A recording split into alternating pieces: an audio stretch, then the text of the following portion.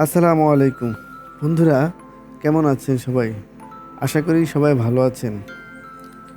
বন্ধুরা, টাইটেল এবং ডেসক্রিপশন দেখে আপনারা অনেকেই বুঝতে পেরেছেন আজকে আমি কি পাকাবো বা কি নিয়ে কথা বলবো। মূলত আজকে আমি কথা বলবো আমি যে ইন্ডাকশন চুলা দিয়ে রান্না করি, এই ইন্ডাকশন চুলাটা সবচেয়ে বেনিফিশিয়ারি কে, কে সবচেয়ে বেশি সুবিধা ভোগ করে বা কার জন্য সবচেয়ে বেশি উপকারে আসে। তো এই জিনিসটা আমি সরাসরি বলবো, তবে এর আগে আপনারা আমার ভিডিওটি দেখেন, দেখতে দেখতে আপনাদের ভালো লাগবে এবং আপনারা বুঝতে পারবেন যে এই জিনিসটা কার জন্য সবচেয়ে বেশি উপকারী এবং কে এর জন্য এই ইন্ডাকশন চুলা থেকে বেশি ফায়দা নিতে পারে। তো আজ আমি রান্না করব মূলা দিয়ে আলু এবং ডাল দিয়ে নিরামিষ। এই নিরামিষ রান্না করতে গিয়ে আজ আমার একটা দারুণ গল্প মনে পড়ে গেল। তো গল্পটি আপনারা শুনুন, অত্যন্ত মজার একটি গল্প। আশা করি শুনলে আপনাদের ভালো লাগবে। এক ভদ্রলোক তার মেয়ের জামাইয়ের বাড়ি গিয়েছেন শীতের পিঠা আর নাস্তা নিয়ে। যদিও যাওয়া দরকার ছিল শীতের শুরুতে, কিন্তু কিছু কারণে দেরি হয়ে গিয়েছে। আর বাংলাদেশে প্রায় 95% ছেলের বাবা মাই মনে করেন যেন মেয়ের বাবা মার কোনো দামই নেই। তো অন্যদিকে ছেলের বাবা একজন বড়সড় গৃহস্থ। এবছর মূলা চাষ করে বাম্পার ফলন হয়েছে তার। তাই বাজারে বিক্রির কমতি দেখে কিছু মূলা গরুকেও কেটে খাওয়াচ্ছেন মাঝে মাঝে। ঘটনাচক্রে যখন ছেলের শ্বশুর আসলো, তাই মূলা দিয়ে বিভিন্ন ধরনের তরকারি রান্নার নির্দেশ দেওয়া হলো। যেমন মূলার ডাল, মূলা ভাজি, মূলা আর মাছ দিয়ে তরকারি, মূলার ভর্তা, আরও কয়েক পদ। তো সন্ধ্যা যখন দুই বিয়াই খেতে বসলো, এক এক করে সমস্ত ধরনের তরকারি সেই মেয়ের বাপের প্লেটে দিতে লাগলো।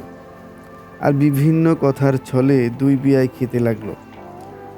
খাওয়া শেষে দুই বিয়াই যখন পান চিবাইতে চিবাইতে কথা বলছেন, কথায় কথায় ছেলের বাবা তার মূলা চাষের বাম্পার ফলনের কথা উল্লেখ করে বলল, বিয়াই আইলেন তো আইলেন, একটু দেরিতে আইলেন। সময় মতো আসলে আপনারা আসলে মূলা দিয়ে বেশ কিছু তরকারি খাওয়ানো যেত। কেমন খাইলেন জানি না। কথা শুনে মেয়ের বাবা মনে মনে একটু হাসলেন। মনে মনে ভাবলেন যে মূলার তরকারি তো সব খাইলাম, তারপরও বিয়াই বলতেছে যে আসলে মূলা নাকি আরও খাওয়াইতেন যদি সময় মতো আসতাম। তো উত্তরে মেয়ের বাবা বললেন, বিয়াই মূলা দিয়ে যে এত রকমের তরকারি পাকানো যায়, এই মূলার সিজনে না আসলে আমার অজানায় থেকে যেত। তো বন্ধুরা, এই গল্পটা আসলে বললাম এই কারণে যে মূলা অনেকেই পছন্দ করেন, আবার অনেকেই মূলাটাকে বিভিন্নভাবে ব্যাখ্যা করেন। মূলা খেলে এই হয় সেই হয়, গ্যাস হয়। তারপরেও কিছু কিছু মানুষের কাছে মূলা ভালোই লাগে, যেমন আমার কাছেও মূলা মোটামুটি ভালো লাগে। আর মূলাটা এখন একসময় হয়তো সিজনাল তরকারি ছিল, কিন্তু ইদানিং গত কয়েক বছর দেখছি আধুনিক কৃষির কারণে বাংলাদেশে প্রায় বছরের প্রত্যেকটা সময়ই আমরা মূলা পাওয়া যায়। তো এই মূলাটা মূলার স্বাদ মূলত শীতকালে একটু ভালো পাওয়া যায়, কারণ শীতকালের যে কোনো ধরনের সবজির স্বাদটা একটু ভালোভাবে পাওয়া যায়। যেমন মূলা আপনি যদি শীতকালে খান, ডাল দিয়ে পাকিয়ে শীতের শুরুতে, ডাল, মূলা আর সাথে থাকবে আপনার দেশি যেই ধনিয়া পাতা, কাঁচামরিচ, এগুলো দিয়ে ভালোভাবে মশলা দিয়ে পাকালে খুব খারাপ লাগে না, আমার কাছে ভালো লাগে। তাছাড়া মূলা দিয়ে মাছের তরকারিও খুব ভালোই লাগে। তো বন্ধুরা, আজ আমি পাকাবো মূলা, ডাল, আলু দিয়ে নিরামিষ। এর জন্য আমি প্রথমে একটি পাতিলের মধ্যে ডাল ধুয়ে বসিয়ে দিয়েছি, আপনারা দেখেছেন। সাথে দিয়েছিলাম কাঁচামরিচ আর কিছু রসুন কুচি এবং দিয়েছি হলুদ, মরিচের গুঁড়া। তো এগুলো সিদ্ধ হতে দিয়ে আমি এখানে যে মূলার কথা বললাম এতক্ষণ, সেই মূলাগুলোকে আমি বাকলা ফেলে আমি সেগুলোকে একটু বড় বড় করে কেটে নিচ্ছি, মূলা, আলু। আর এখানে আমি মূলার যে পাতা আছে সেই পাতাগুলোকে আমি ফেলে দেইনি, আমি পাতাগুলো নিয়েছি। যেহেতু আমি ব্যাচেলর মানুষ আর আমার কাছে মূলার এই ডাঁটাগুলো খেতে খুব ভালো লাগে, তো এগুলোকে আমি ধুয়ে নিয়েছি। ধুয়ে আমার যেহেতু ডাল সিদ্ধ হয়ে গিয়েছে, তো দিয়ে দিচ্ছি ডালের সাথে আলু এবং মূলা দিয়ে দিব। এবং দেখুন আমি দিয়ে আস্তে আস্তে দিচ্ছি। আজকের রান্নাটা আমি খুব বেশি একটা ফাস্ট ফরওয়ার্ড করিনি, মোটামুটি 2x স্পিডে দিয়েছি। তারপরেও তো আমার আলু আর মূলা দেওয়া হয়ে গিয়েছে, তাই এখন দিয়ে দিচ্ছি আমার ধুয়ে রাখা সেই শাকগুলো আমি নিরামিষের সাথে দেব, যদিও অনেকেই এই শাকগুলো দেয় না, আমি দিয়ে দিলাম। চিন্তা করলাম যেহেতু ডাটাগুলো আমার কাছে ভালো লাগে তাই আমি দিয়ে দিয়েছি। তো ডাটাগুলো দেওয়ার পর আমি এখন ঢাকনা দিয়ে মোটামুটি হাই হিটে বেশ কিছুক্ষণ সময় ধরে রান্না করতে থাকবো। সঙ্গে থাকুন বন্ধুরা। ওদিকে আমার মূলা, আলু এবং মূলার শাকগুলো ডালের সাথে সিদ্ধ হচ্ছে, আর এদিকে আমি রান্নার শেষে যে বাগার দিব, তো বাগার দেওয়ার জন্য আমি আরও কিছু রসুন নিয়েছি আর দুটো পেঁয়াজ নিয়েছি। পেঁয়াজ এবং রসুনগুলোকে মোটা করে কেটে এগুলো আমি, যেহেতু আমার এখানে শিলপাটার ব্যবস্থা নাই আর আমি কুচি করে না দিয়ে চিন্তা করেছি যে এগুলো আমি বেটে দিব বা হামনদিস্তায় ছেঁচে দিব। তাই রসুন, পেঁয়াজ, কাঁচামরিচ এগুলোকে একটি হামনদিস্তার মধ্যে নিয়ে এগুলোকে আমি একটু ছেঁচে দিচ্ছি।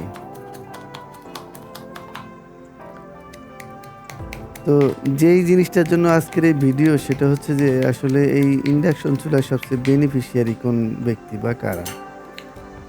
যারা সাধারণত ব্যাচেলর থাকি আমরা, তো ব্যাচেলর থাকতে গেলে অনেক ধরনের সমস্যার সম্মুখীন হতে হয়। দেখা যায় কখনো কখনো বুয়ার সমস্যা থাকে, কখনো কখনো ম্যাচে খরচের একটা ব্যাপার থাকে, বেশি খরচ পড়ে, বা কখনো কখনো একজন ওয়ার্কার বা একজন চাকরিজীবী অফিস থেকে আসতে দেরি হয়, এদিকে খানা ঠান্ডা হয়ে যায়, বিভিন্ন ধরনের সমস্যা হতে পারে। বা কিছু কিছু সময় দেখা যায় যে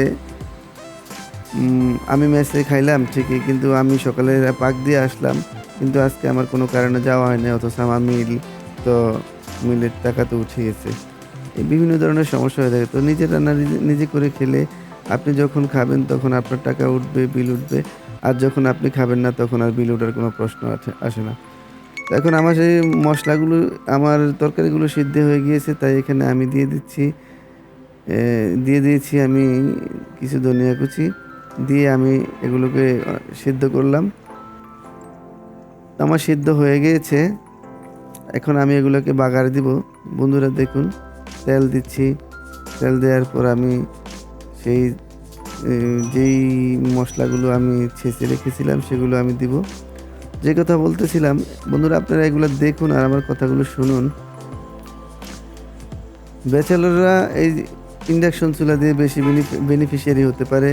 তারপর হতে পারে যেসব শৌখিন রাঁধুনি, মহিলা হোক আর পুরুষ হোক যারা আছেন, যে যেমন গ্যাসের চুলা আপনার পাকের রুমে যেতে হয়, বা পাকের রুমে এই ইন্ডাকশন চুলা আপনি রাখতে পারবেন। তাছাড়া ইন্ডাকশন চুলা আপনারা দেখেছেন যে আমার রুমের ভিতরেই আমি যে এখানে ফ্লোরিং করি, তো আমার বেডের পাশেই আমার চুলা বসানো, সেখানে আমি রান্না করি একেবারে আমার বেডের পাশেই। বেডের মধ্যে বসেই আমি বিভিন্ন তরকারি কাটি, তারপরে আমি পাশে রান্না করি।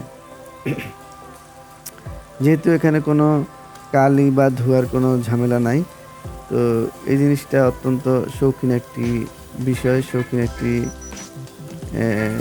যন্ত্র।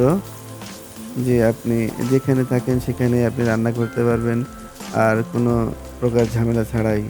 তো এখানে আমি দিয়ে দিয়েছি আমার সেই রসুন, মরিচ, পেঁয়াজ এগুলা বাটা বা ছেঁচা। তারপরে আমি দিয়ে দিচ্ছি এখানে কিছু জিরা গুঁড়ি। আর এই তো এগুলোর মধ্যে আমি হলুদ মরিচও দিয়েছি অল্প অল্প করে। তো এগুলোকে আমি একটু ভালোভাবে ভেজে তারপরে আমার সেই সেদ্ধ করা আলু, ডাল এবং মূলার মিশ্রণটা দিয়ে এগুলোকে বাগার দিব। এই তো এভাবে আমার রান্না হয়ে যাবে। বন্ধুরা, যারা আপনারা ব্যাচেলর থাকেন তারা আপনারা এই চুলাটা নিতে পারেন, ব্যবহার করতে পারেন। আমি এই ইন্ডাকশন নিয়ে ভিডিও করার মূল কারণ হলো আমি আসলে ব্যাচেলর থাকা অবস্থায় বা এখনও আমি ব্যাচেলর আছি। ব্যাচেলর থাকা অবস্থায় আমার খানার বিভিন্ন সমস্যার প্রেক্ষিতে আমি চিন্তা করেছি যে এই সমস্যা থেকে আমার উত্তরণের মাধ্যম কী। তো আমি দেখেছি ইউটিউবে অনেক ভিডিও পাওয়া যায় যে বিভিন্ন দোকানদার তাদের বিক্রির জন্য এই ভিডিও দেয়, ইন্ডাকশনের চুলার ভিডিও দেয়। তো প্রপারলি কেউ একটা রান্নার সম্পূর্ণ ভিডিও দেয় না, যে সে ইউজ করে এবং কন্টিনিউয়াসলি র্যান্ডম ইউজ করে, এরকম কাউকে আমি দেখিনি। শুধুমাত্র আমি ইন্ডিয়ান একজন ভদ্রমহিলার একটা ভিডিও পেয়েছিলাম যে উনি বলেছেন যে আমি প্রায় 1 বছর ধরে ইন্ডাকশন চুলা ইউজ করি এবং ওনার ভিডিওটা আমি দেখে আমি অনুপ্রাণিত হয়েছি। সেই ভিডিও দেখার পরেই মোটামুটি আমি সিদ্ধান্ত নিয়েছি যে আমি একটা ইন্ডাকশন চুলা কিনবো। তো যেহেতু সচরাচর কেউই ইন্ডাকশন চুলার সম্পূর্ণ ব্যবহার নিয়ে ভিডিও করে না, তো আমি চিন্তা করলাম যে আসলে এই জিনিসটা করা দরকার। এই জিনিসটা যে এই ইন্ডাকশন চুলা দিয়ে যে আসলে রান্না করা যায় আর এই রান্নাটা যে সহজ এবং কিভাবে রান্না করা যায়, আমি প্র্যাকটিক্যালি 20-15 দিন নিজে ব্যবহার করার পর দেখেছি যে আমার কোনো সমস্যা হয়নি। তারপর আমি একটা ভিডিও বানিয়েছি এবং একটা ভিডিও বানার পর দেখেছি যে অনেকেই আমাকে রিকোয়েস্ট করেছেন বা অনেকেই বিভিন্ন ধরনের প্রশ্ন করেছেন। তো তার প্রেক্ষিতে আমি কন্টিনিউয়াসলি ইদানিং এই ইন্ডাকশন চুলায় বিভিন্ন ধরনের তরকারি রান্নার ভিডিও আপনাদেরকে দিচ্ছি। তো বন্ধুরা, আমার ইন্ডাকশন চুলা দিয়ে আমি আরও ভিডিও বানাবো। আপনারা আমাকে রিকোয়েস্ট করবেন কী ধরনের রান্না আপনারা ইন্ডাকশন চুলার মাধ্যমে দেখতে চান। তাছাড়া আমি ইন্ডাকশন চুলা ছাড়াও বিভিন্ন ধরনের রেসিপির ভিডিও আপলোড করি। যদি আপনাদের কাছে আমার এই ভিডিওগুলো ভালো লাগে অবশ্যই চ্যানেলটিকে সাবস্ক্রাইব করবেন আর আমার ভিডিওগুলো ফ্রেন্ডস অ্যান্ড ফ্যামিলির সাথে শেয়ার করবেন, সাথেই থাকবেন। আর এই তো এই দেখুন আমার রান্না প্রায় শেষ হয়ে গেছে। আমার এই রান্নাটা করতে সর্বোচ্চ সময় লেগেছে আমার প্রায় 40 মিনিটের মতো। যেহেতু আমি পানিটা একটু বেশি দিয়েছিলাম তাই আমার ঝোল টানতে একটু সময় লেগেছিল। যেহেতু ভিডিও অনেক বড় হবে তাই আমি আপনাদেরকে অনেক জায়গায় স্কিপ করে গিয়েছি। এই তো আমার রান্না হয়ে গিয়েছে। তো বন্ধুরা, আজকের জন্য আল্লাহ হাফেজ। আসসালামু আলাইকুম রহমতুল্লাহি ওয়া বারাকাতুহু।